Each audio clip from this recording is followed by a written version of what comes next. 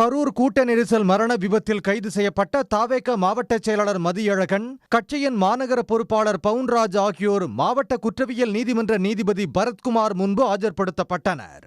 அப்போது நீதிமன்றத்தில் ஆவணம் தாக்கல் செய்வதாகவும் உண்மை தன்மையை அறிந்து நடவடிக்கை எடுக்க வேண்டும் என்றும் தாவேக தரப்பில் கூறப்பட்ட நிலையில் ஓய்வு பெற்ற நீதியரசர் அருணா ஜெகதீசன் விசாரணையில் உண்மைத்தன்மை தெரியவரும் என அரசு தரப்பில் தெரிவிக்கப்பட்டது.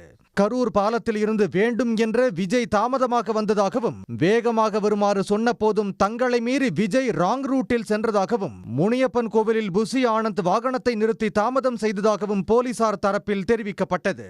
முனியப்பன் கோயில் பகுதியில் விஜய் கேரவன் உள்ளே சென்று விட்டார் என்றும், அவரை பார்த்திருந்தால் கூட்டம் கலைந்திருக்கும் என்றும் போலீசார் தரப்பில் கூறப்பட்டது. வாகனம் குறிப்பிட்ட இடத்தை வந்து சேர்ந்தவுடன் போதும் என்ற பிறகும் இன்னும் முன்னே செல்ல வேண்டும் என ஆதவர்ஜுனா கூறியதாகவும், பிரச்சாரத்திற்கான நேரத்தை விஜய் கடைபிடிக்கவில்லை என்றும், பிரச்சார வாகனம் முன்னே சென்ற போதுதான் நெரிசல் ஏற்பட்டதாகவும் போலீஸ் தரப்பில் அடுக்கடுக்கான குற்றச்சாட்டு முன்வைக்கப்பட்டன. கைது செய்யப்பட்டுள்ள தாவேக மாவட்ட செயலாளர் மதியழகன் மற்றும் மாநகர பொறுப்பாளர் பவுன்ராஜ் ஆகிய இருவரும் வாகனத்தை செல்லவிடாமல் தாமதப்படுத்தியதுதான் நெரிசலுக்கு காரணம் என்றும் போலீசார் கூறினர். தாவேகாவுக்கு அனுமதி அளிக்கப்பட்ட வேலுச்சாமிபுரத்தில் தான் அதற்கு முன்பாக அதிமுக பிரச்சாரத்திற்கும் அனுமதி அளிக்கப்பட்டதாக கூறப்பட்டது.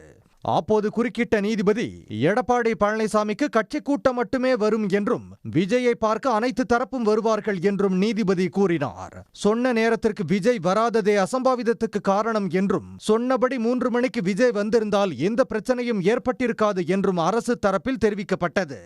இவ்வளவு பெரிய கூட்டம் வரும் நிலையில் ஏன் மைதானம் ஒன்றை கோரவில்லை என தாவேகாவுக்கு நீதிபதி கேள்வி எழுப்பினார். அதற்கு கரூர் மாவட்டத்தில் அன்று சம்பள நாள் என்பதால் பிரச்சாரத்திற்கு யாரும் வரமாட்டார்கள் என கணித்ததாக தாவேக தரப்பு கூறியது.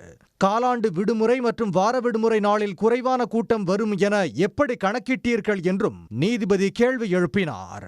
விஜயை பார்க்க குழந்தைகள் கண்டிப்பாக வருவார்கள் எனும் நிலையில் அதற்கு தகுந்த இடத்தை கேட்டிருக்க வேண்டும் என்றும் நீதிபதி தெரிவித்தார்.